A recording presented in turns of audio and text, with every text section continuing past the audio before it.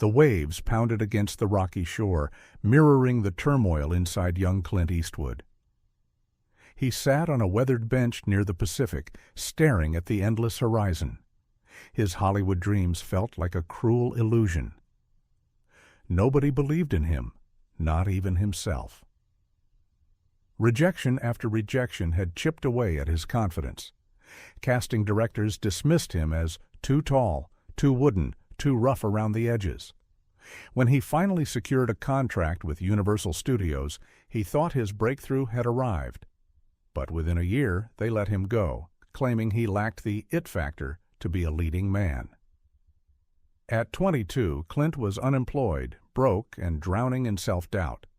But what no one knew, what even he didn't fully realize, was that this setback would fuel a determination that would redefine Hollywood forever.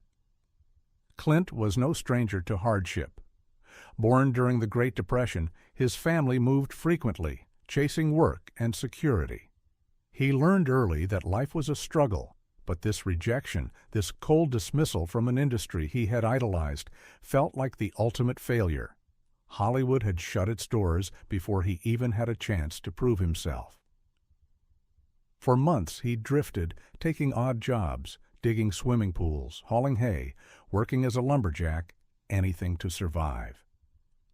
Each back-breaking task reinforced a brutal truth. He was just another failed actor, lost in the shadows.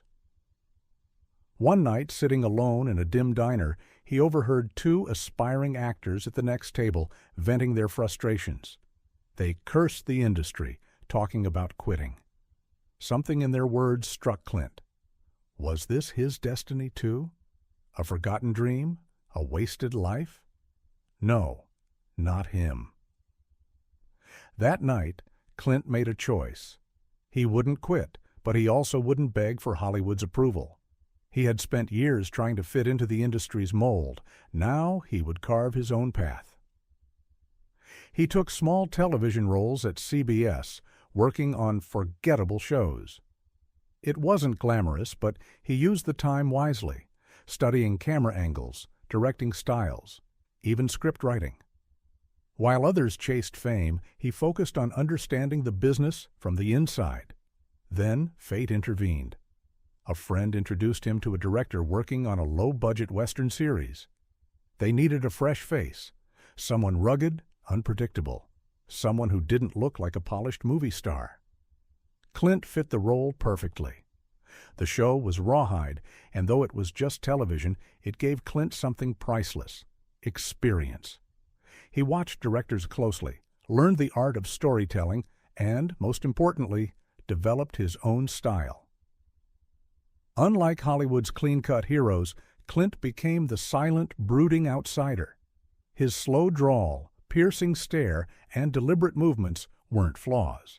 They became his signature. Then came his breakthrough. An Italian director, Sergio Leone, saw Rawhide and was captivated by Clint's presence. Leone was casting a Western, but wanted something unconventional.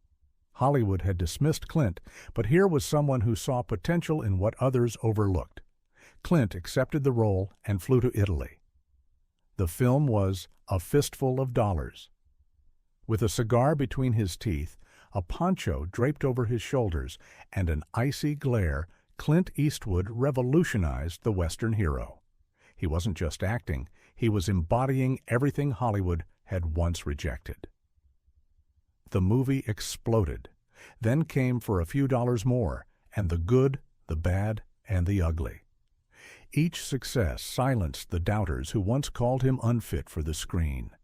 The very qualities that had made him unsuitable in Hollywood, his rugged demeanor, his quiet intensity, became the trademarks of a new kind of leading man. He wasn't just a star now, he was a phenomenon. But Clint didn't stop at acting. He had spent years learning the industry, and now he wanted control. He transitioned into directing, bringing his unique vision to films like Unforgiven, $1 Million Baby, and Gran Torino. Each film carried the same message. True strength isn't about avoiding failure, it's about transforming it into power. the man Hollywood had cast aside became one of its greatest legends. Years later, an interviewer asked Clint about his early struggles. He leaned back, a smirk on his face, and said, "They told me I didn't have star quality. Guess I had to make my own." And that's the twist. Clint Eastwood didn't change to fit Hollywood's idea of success. Hollywood changed to fit Clint Eastwood's vision of greatness. Failure wasn't his downfall. It was his greatest strength.